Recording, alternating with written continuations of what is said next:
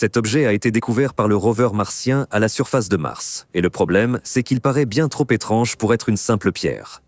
La NASA explique ces découvertes avec prudence, mais certains scientifiques estiment que Mars pourrait dissimuler bien plus qu'on ne le pense.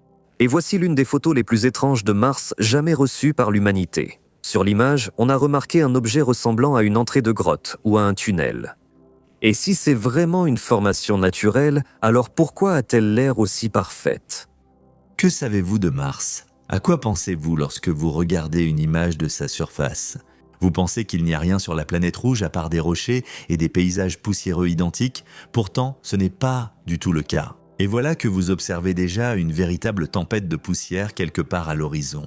Elle devient si puissante que sa force destructrice ne couvre pas seulement une région, mais toute la planète. Et Mars ne peut pas oublier cette tempête. En effet, elle se produit tous les 5 ans et demi terrestres ou tous les 3 ans martiens. La poussière recouvre absolument tout d'une couche dense et bloque l'accès à la lumière du Soleil. Mais en quoi cela nous concerne-t-il? Tout d'abord, si nous envoyons nos appareils de recherche sur Mars, ils tomberont rapidement en panne dans de telles conditions. Et bien sûr, si à l'avenir nous envisageons de coloniser la planète rouge, nous serons obligés de nous adapter à de telles conditions, de telles tempêtes de poussière d'une telle ampleur. Et pour l'instant, cela serait difficile pour nous, car nous ne savons pas pourquoi ces tempêtes se produisent, ni pourquoi elles surviennent avec une telle périodicité. Mais quelles en sont les conséquences, et que faut-il faire pour survivre pendant une tempête martienne? Tout d'abord, il convient de noter qu'autrefois, la planète rouge avait une atmosphère différente, peut-être même de l'eau. Donc, il ne pouvait pas être question de tempête de poussière d'une telle ampleur. Avec le temps, Mars est devenu une planète désertique et inhospitalière où la couche atmosphérique s'est pratiquement dissipée. Actuellement, l'atmosphère de Mars ne représente même pas 1/100 de celle de notre planète. Ce n'est bien sûr pas la seule raison pour laquelle des tempêtes se sont formées sur Mars. Nous ne pouvons pas encore l'affirmer avec certitude, mais il est très probable que la température de la planète ait été un facteur assez important. Comme la couche atmosphérique devenait de plus en plus mince, Mars ne pouvait plus retenir la chaleur aussi bien qu'avant. Et ainsi, la planète a commencé à se refroidir. De plus, il y a d'énormes variations de température à sa surface. Elle varie de 27 degrés Celsius pendant la journée à moins 133 degrés la nuit. À cause des variations de température, de forts vents se forment sur la planète et sur Mars, ce ne sont pas des cycles de pluie qui sont caractéristiques, mais plutôt des cycles de poussière. Comment la poussière se retrouve-t-elle dans l'air? Au printemps et en été sur Mars se forment ce qu'on appelle des tourbillons de poussière qui redistribuent les particules de poussière. Lorsque les rayons du Soleil réchauffent la surface, l'air qui se trouvait tout en bas monte vers le haut, tandis que l'air froid descend pour combler le vide. Tout cela favorise la formation de spirales dans l'air, dont la hauteur atteint parfois 8,5 km. En se déplaçant, ces spirales absorbent tout ce qui se trouve sur leur chemin, et elles rencontrent une énorme quantité de poussière qu'elles laissent ensuite dans l'atmosphère. Lorsque cela se produit, le ciel sur Mars paraît beaucoup plus sombre et la poussière reste longtemps dans l'atmosphère. Il existe aussi d'autres options, les plus courantes étant l'action des vents. Il est assez difficile de déplacer la poussière dans l'air sur Mars, car ces particules sont électrostatiques et, disons-le ainsi, elles restent souvent ensemble, donc il est très difficile de les séparer.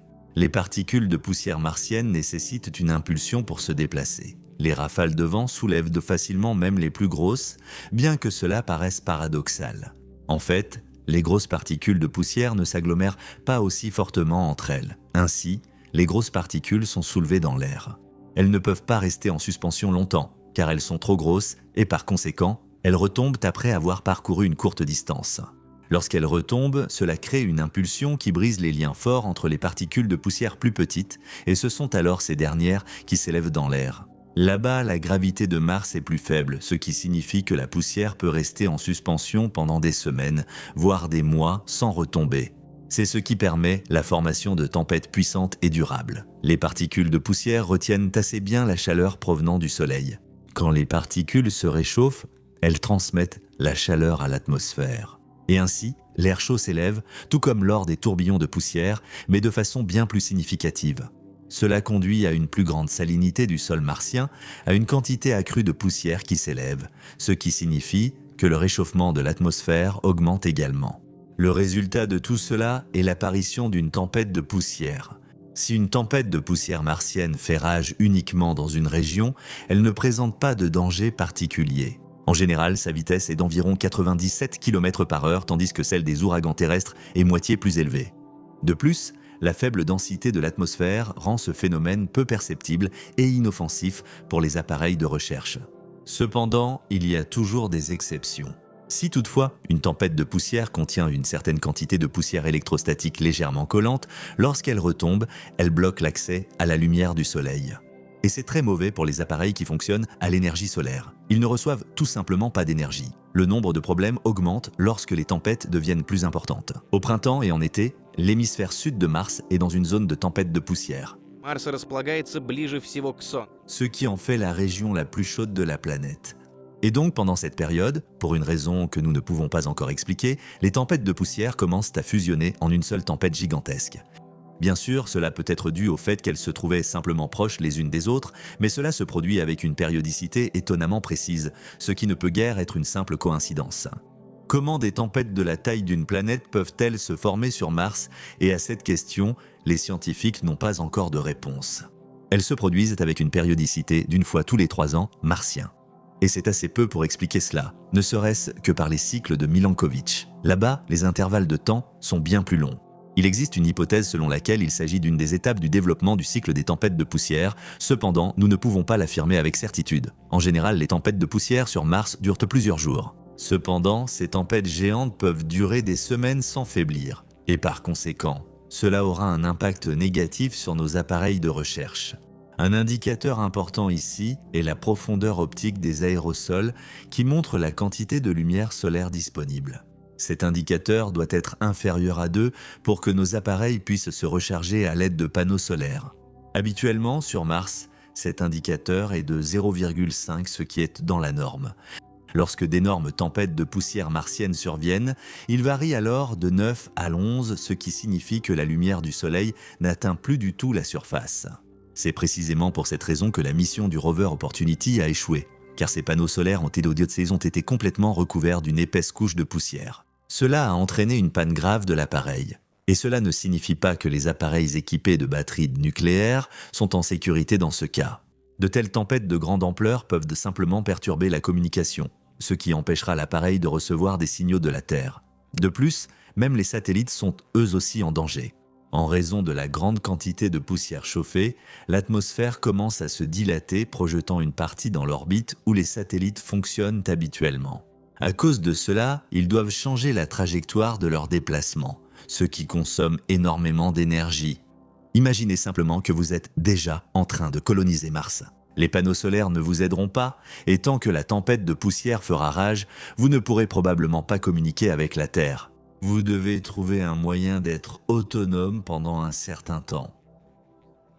Il est curieux que de telles tempêtes finissent par s'autodétruire, aussi étrange que cela paraisse. Tout cela parce qu'elles bloquent l'accès à la lumière du Soleil, ce qui fait que les vents cessent de souffler et n'élèvent plus les particules de poussière dans l'air. Et voilà, après un certain temps, Mars redevient à nouveau silencieuse, inhospitalière et solitaire. Ensuite, une nouvelle tempête planétaire le recouvrira à nouveau. La dernière de ce genre a eu lieu en 2018, ce qui signifie que la prochaine apparaîtra très bientôt. Et à votre avis, comprendrons-nous un jour la nature d'un tel phénomène et comment allons-nous y faire face si nous colonisons Mars ? Le ciel étoilé, tel un aimant, attirait déjà l'attention de nos ancêtres il y a des millénaires. Les premières ébauches de cartes stellaires avec certaines planètes et astres se trouvent sur les parois des anciennes grottes. Ensuite, les peintures rupestres ont été remplacées par des livres qui nous racontent aujourd'hui la vision que les gens avaient de l'univers à cette époque. Au fur et à mesure que notre compréhension de la structure de l'univers devenait de plus en plus précise et que la technologie progressait à pas de géant, nous avons commencé à découvrir de nouveaux mondes dans le système solaire. Et nous avons appris l'existence d'un nombre assez important de satellites de Jupiter et de Saturne, de planètes assez grandes et de véritables mondes glacés. Et connaissez-vous la petite planète hypothétique appelée Vulcain ? Au début du 19e siècle, on pensait que cette planète était la plus proche du Soleil. Cependant, il s'est avéré par la suite que Vulcain n'existait pas. Des scientifiques disaient l'avoir vue au télescope, mais il s'agissait sûrement de simples taches solaires. En 1980, il a été avancé qu'il existait une étoile appelée Némésis. Selon la théorie, cet astre serait la principale cause des extinctions périodiques sur Terre, influençant d'une manière ou d'une autre le mouvement des comètes qui viendraient alors s'écraser sur notre planète. Cependant, ce ne sont que des suppositions qui n'ont jamais été confirmées. Même aujourd'hui, dans un monde moderne rempli de technologies puissantes, nous avons traqué une planète mystérieuse qui devait se trouver quelque part non loin de Neptune. Et, comme on pouvait s'y attendre, nous n'avons rien découvert. Rappelons aussi la planète hypothétique Phaéton qui devrait se trouver quelque part entre Mars et Jupiter. Nous allons nous attarder sur celle-ci plus en détail. Pourquoi cet objet a-t-il autant intéressé les scientifiques? Et quelles sont les chances que Phaéton existe réellement? Pendant longtemps, la science spatiale a connu une sorte de stagnation, car aucune nouvelle planète n'était découverte.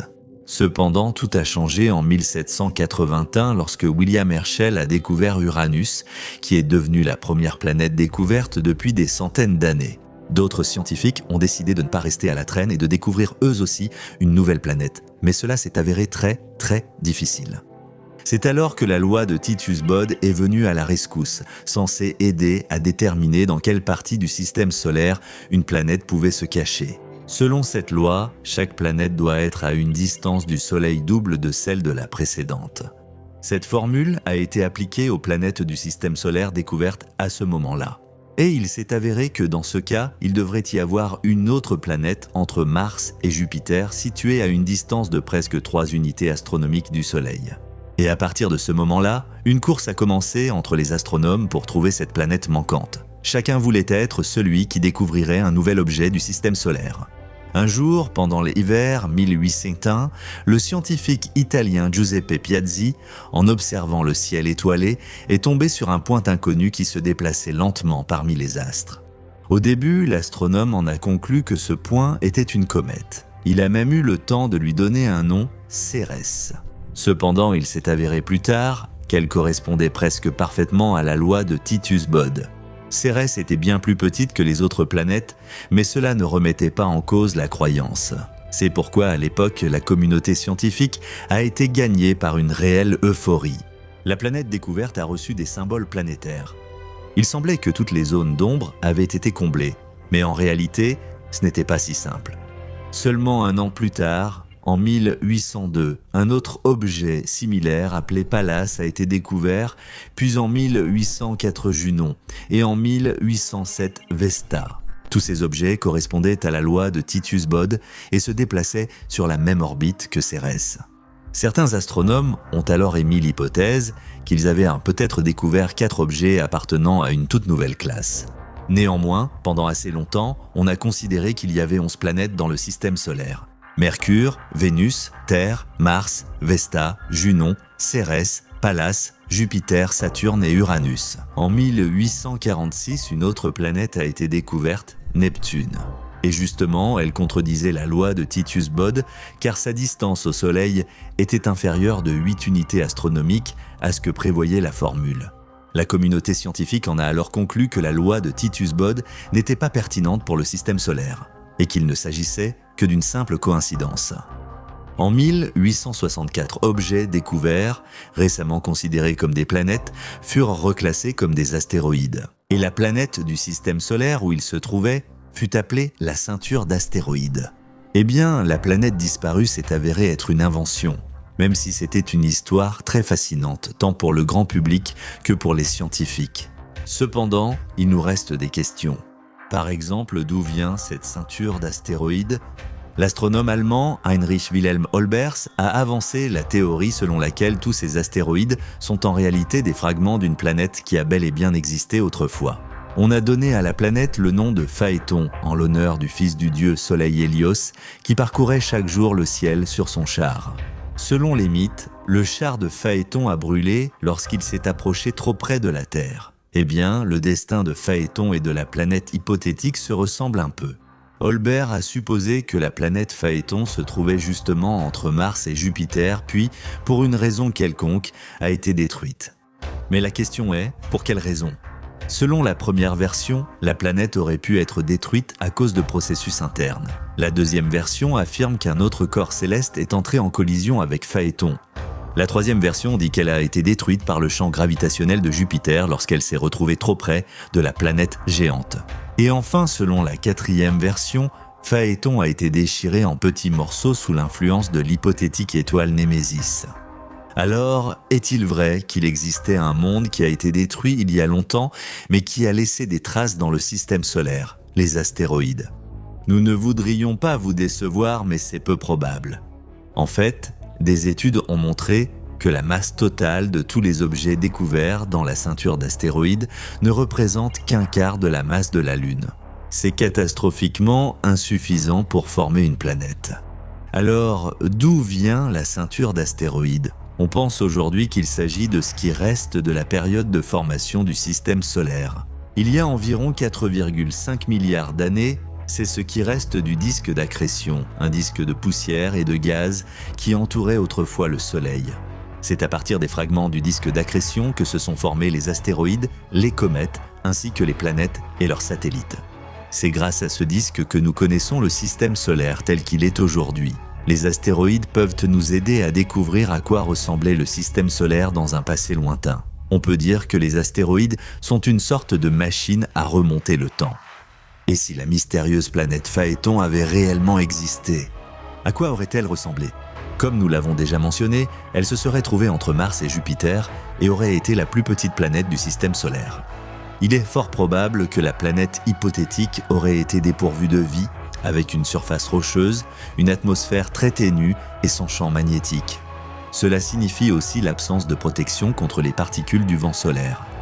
Oui, la mystérieuse planète Phaéton n'a jamais existé, mais elle a laissé une trace notable dans l'histoire. Et, bien sûr, elle a en quelque sorte inspiré les réalisateurs de cinéma et les écrivains de science-fiction à créer des œuvres sur l'espace. Et vous, pensez-vous que nous découvrirons un jour un monde mystérieux semblable ? Mars, la planète rouge. Depuis de nombreuses années, il attire les scientifiques du monde entier, qui font tout leur possible pour en apprendre davantage sur cette planète si mystérieuse. Aujourd'hui, nous allons parler de la mission du rover Perseverance et vous montrer les photos qu'il a prises pendant son séjour sur Mars. Quels sont les endroits intéressants qui s'y trouvent ? À quoi ressemble le ciel ? Et quelles choses uniques nous avons pu observer grâce au rover martien ?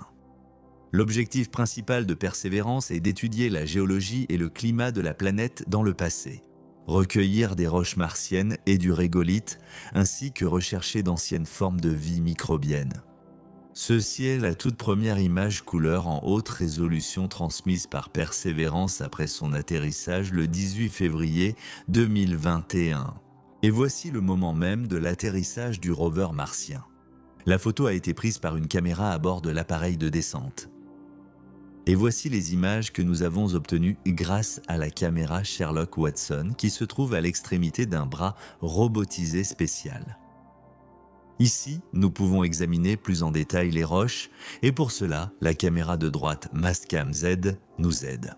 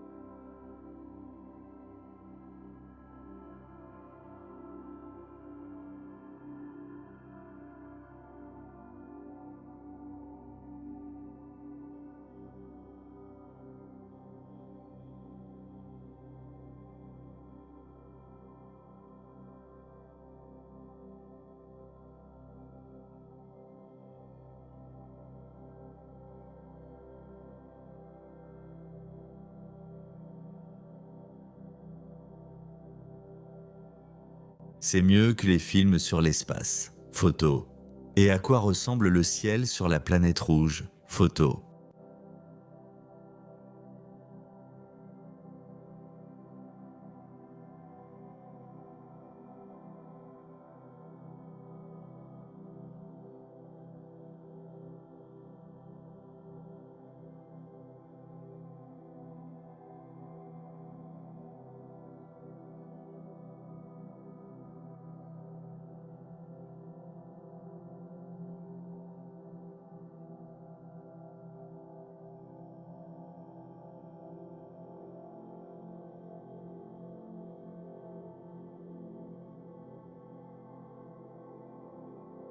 Persévérance a capturé quelque chose de vraiment unique grâce à sa caméra. Le Soleil éclipse Phobos, l'un des satellites de Mars. C'est l'observation à haute fréquence la plus vaste d'une éclipse solaire par Phobos jamais réalisée depuis la surface martienne.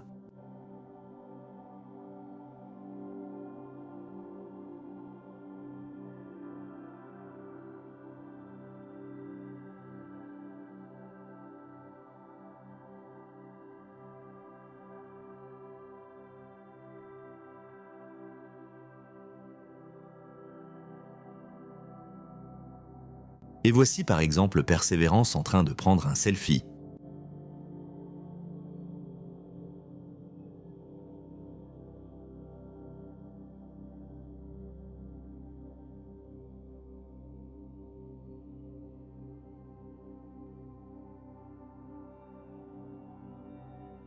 Et là, il avance déjà droit devant lui. Ici, vous pouvez observer de véritables diables de poussière. De forts vents qui se sont formés près du cratère G0 le 20 juillet 2021. Ce que nous observons sur Mars grâce à Persévérance, c'est une réalité qui nous était auparavant inaccessible. Et nous ne doutons pas que le rover se distinguera encore à l'avenir. Selon vous, qu'est-ce que nous pourrions encore découvrir d'intéressant sur Mars ? En attendant, profitez encore des images de la planète rouge.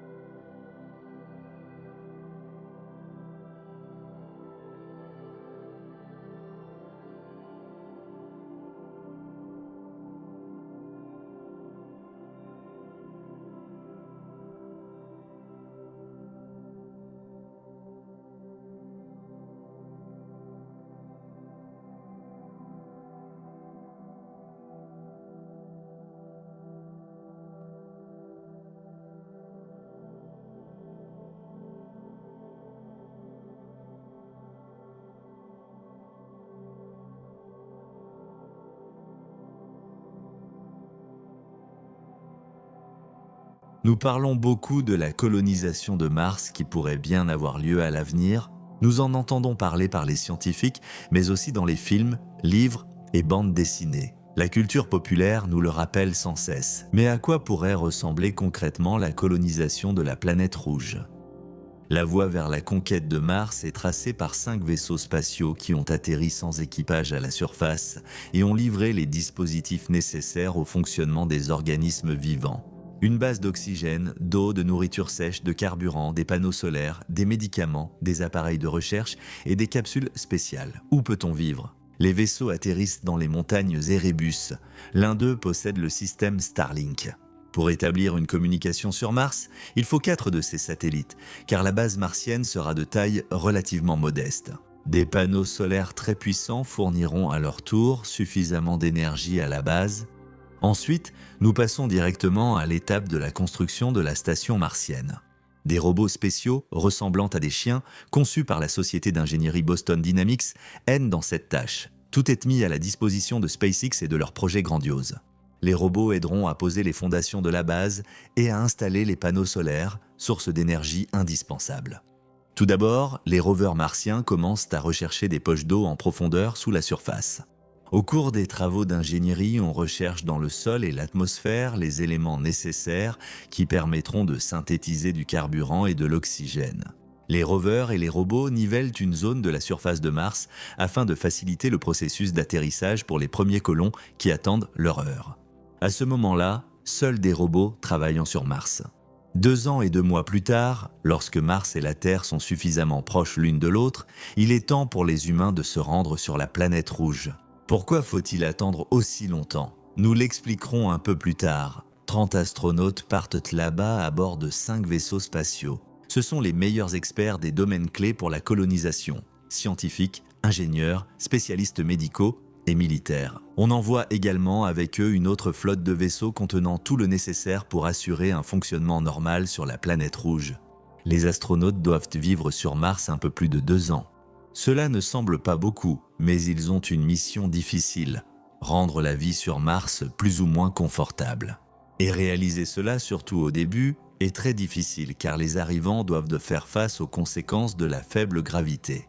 Ajoutez à cela un climat rigoureux, avec une température moyenne de moins 63 degrés Celsius et des tempêtes de poussière fréquentes. Il y a aussi parfois des tremblements de terre sur Mars. À quoi ressemblera la routine quotidienne des premiers habitants de Mars? Mauvaise nouvelle, la journée y est un peu plus longue que sur Terre. Bonne nouvelle, déplacer des charges lourdes y est plus facile grâce à la gravité plus faible. Une fois les travaux préparatoires terminés, il faut commencer la production de carburant cryométhane afin de pouvoir revenir sur Terre. Топливо, чтобы была возможность вернуться на Землю. On ne peut pas partir pour Mars à n'importe quel moment.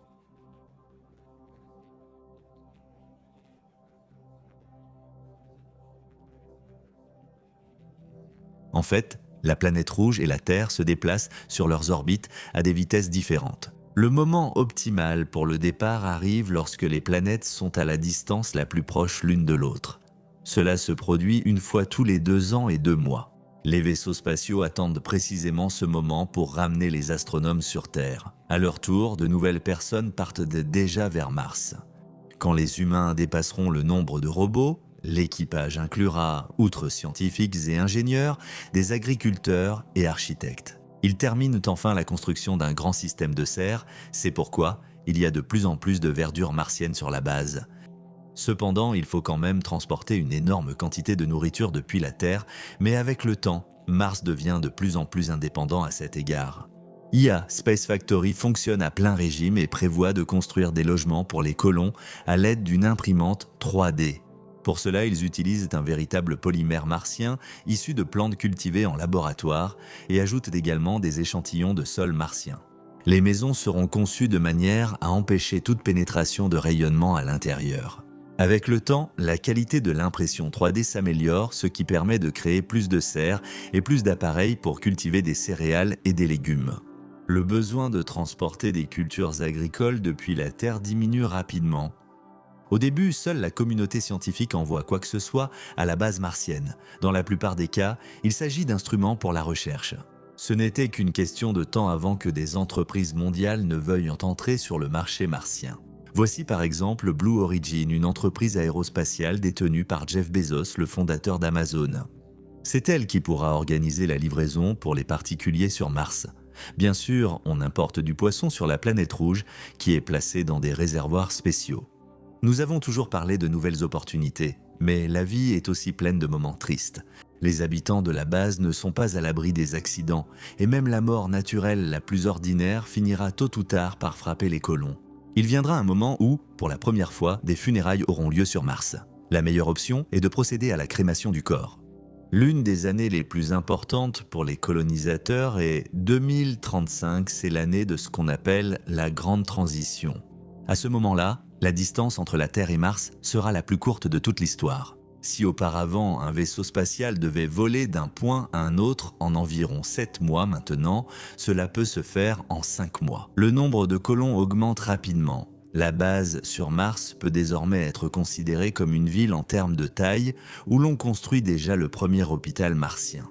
Bientôt, la population de la colonie atteindra 1000 personnes. Jusqu'à présent, la plupart étaient des employés non résidents de la base. Désormais, de plus en plus souhaitent s'installer définitivement sur la planète rouge. On commence à creuser des tunnels souterrains pour créer un autre espace d'habitation. Cela devient un autre domaine d'activité important sur Mars.